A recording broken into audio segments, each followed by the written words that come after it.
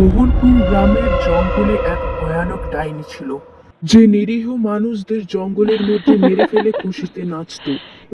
এই সমস্যা থেকে মুক্তি পেতে গ্রামের লোকেরা একজন তান্ত্রিককে ডেকে আনে এই ডাইনিকে তাড়ানোর জন্য। তান্ত্রিক বাবা সমস্যা সমাধানের জন্য মোহনপুরের জঙ্গলে যায়। জঙ্গলে গিয়ে সেই ডাইনিকে জিজ্ঞাসা করে, এই চুলহালি, তুই এসব কেন করছিস? কেন এই গ্রামের নিরীহ মানুষদের শুধু শুধু মারছিস? বল ডাইনি, বল। ডাইনি বলে, আমি এই গ্রাম ধ্বংস করে দেব। এই গ্রামের লোকের জন্য আমার আজ এই অবস্থা। আমি এই গ্রামের একটা লোককেও ছাড়ব না। ওর সাথে কি হয়েছিল ডাইনি এবার পরপর বলতে থাকে। ডাইনি বলে, কয়েক মাস আগে আমি আর আমার ছোট্ট মেয়ে রুমি দুজনেই থাকতাম আমাদের ছোট্ট ঘরে। রুমির বাবা ছিল না, তাই আমি ফাস্ট ফুড বিক্রি করে সংসার চালাতাম। আমার তৈরি করা ফাস্ট ফুড সবার পছন্দ হয়, তাই আমার ইনকামও ভালো হতে থাকে। আমার দোকানে সবসময় খদ্দেরের লাইন থাকতো। আমি একা এই কাজ সামলাতে পারতাম না বলে আমার মেয়ে রুমি আমাকে সাহায্য করত। আমার দোকানে অনেক দূর দূরান্ত থেকে লোক আসতো খাবারের জন্য। যত দিন যেতে থাকে আমার দোকানের খাবারের সুনাম বাড়তেই থাকে। এইসব দেখে আমার পাশাপাশি যারা ফাস্ট ফুডের দোকান করত, বিশু আর সুবোধ, তাদের আমার উপর খুব রাগ এবং হিংসা হতে থাকে।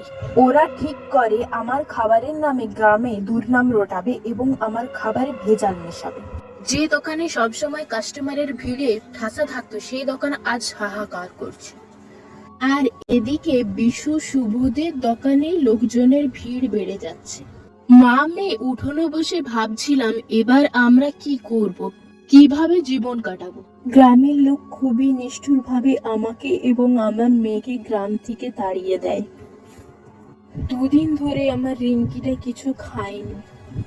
ওর জন্য দুটো খাবার জোগাড় করার চেষ্টা করছিলাম, কিন্তু গ্রামের কোনো লোক আমাদের সাহায্য করেনি।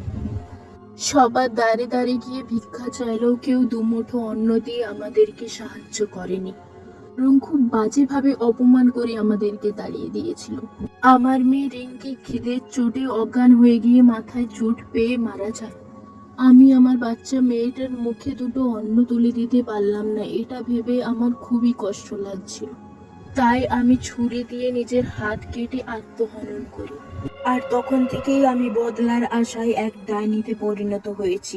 আর আমি এই প্রতিশ্রুতি নিয়েছি, ওই দুজনকে আমি শেষ করে দেবো, সাথে সাথে গ্রামবাসীকেও ধ্বংস করে দেব। ডাইনি হওয়ার পরে আমি মোহনপুর গ্রামে যেয়ে ওই শয়তান বিশু আর সুবোধকে মেরে ফেলার চেষ্টা করেছিলাম। জানি না ওই ছুরি ওদের গায়ে লাগছিলই না। ডাইনির সব কথা তান্ত্রিক বাবা শোনে। ডাইনি তান্ত্রিক বাবাকে বলে, আমাকে দয়া করে প্রতিশোধ নিতে দেন। আপনি আমার আত্মাকে মুক্ত করবেন না। আমি আমার বাচ্চা মেয়ের মৃত্যুর প্রতিশোধ চাই। তান্ত্রিক ডাইনিকে বলে, তুমি কেঁদো না, তুমি তোমার প্রতিশোধ নাও, তারপর তোমাকে মুক্ত করব। ডাইনি এবার প্রতিশোধ নেবার জন্য বিশু এবং সুবোধের ঘরে যায়। এই শয়তান সুবোধ, তোকে আমি ছাড়ব না। ডাইনি সুবোধকে আগে মেরে ফেলে, তারপর বিশুকে ছুরি দিয়ে আঘাত করে মেরে ফেলে। পাশ থেকে সুবোধের আত্মা বলে, ছেড়ে দাও আমাদের, ছেড়ে দাও। আরে বোকা, তুই তো মারা গেছিস। তান্ত্রিক এবার ডাইনির আত্মাকে মুক্ত করে দেয় এবং ডাইনি খুশি মনে চলে যায় স্বর্গে। আর এই গল্পটি এখানেই শেষ হয়। থ্যাঙ্কস ফর ওয়াচিং বন্ধুরা। গল্পটা তোমাদের কেমন লাগলো অবশ্যই কমেন্টে জানাও এবং চ্যানেলটি সাবস্ক্রাইব করো। Thank you.